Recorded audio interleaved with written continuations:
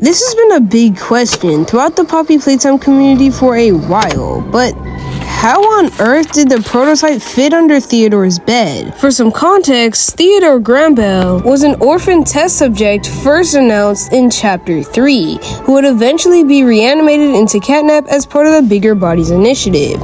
He was first mentioned in the transcript submission document in the Chapter 3 interactable ARG.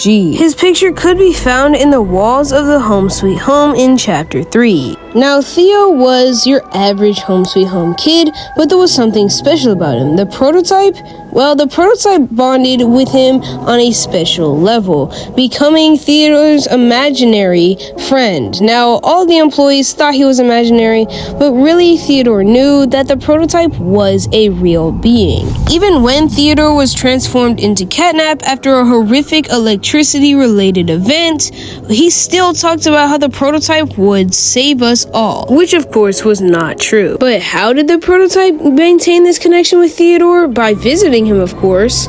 But Theodore illustrated these said meetings in a very interesting way. You see, in Chapter 3, there was an image found of Theodore drawing himself on his bed with the prototype's arm under it, showing how he would communicate with Theodore. Of course, at the time, it didn't seem like anything crazy. The prototype, well, we didn't know what he truly looked like or what his dimensions were. He could have been shaped or hidden like anything. But then Chapter 5 released, and we got the prototype's full design. And according to the games, he stands approximately 24 feet tall. Do you understand how crazy that is? That's 3 times Victor Wembanyama, an NBA center and power forward's wingspan. So that right there is what sparked the question. How did the prototype fit under Theo's bed? And I think I have the answer. First, let's eliminate some obvious answers. He of course didn't pop through the floor and just reach his arm out, because how on earth would he do that without somebody noticing him? And he obviously isn't just an arm, because how would he speak? It was revealed in Chapter 5 that yes, the prototype, when he was originally created, could speak. So how could someone speak as just an arm? But maybe he was communicating through sign language, or him and Theodore had some sort of spiritual Stop playing, bro. You know he wasn't just an arm. Now that we've gotten the obvious wrong answers out of the way, let's finally answer why the prototype could fit under Theodore's bed. Crazy question, by the way. So the prototype, in his gargantuan size, still managed to figure a way under Theodore's bed to communicate with him. But what if the prototype wasn't in his current gargantuan size?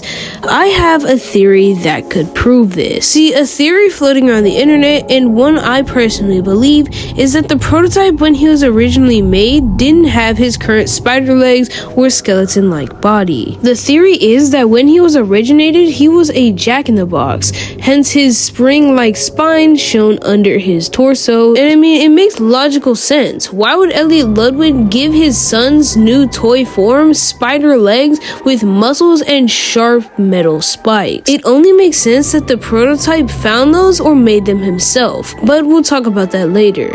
So we're all assuming that the prototype was either some sort of jack-in-the-box or some sort of other toy that wasn't as tall or as large as he is now. But what would that look like? Thankfully, Buggy Huggy, the Poppy Playtime animation YouTuber, created an example of what this would look like. The prototype snapping from his original form and going out to search for new legs.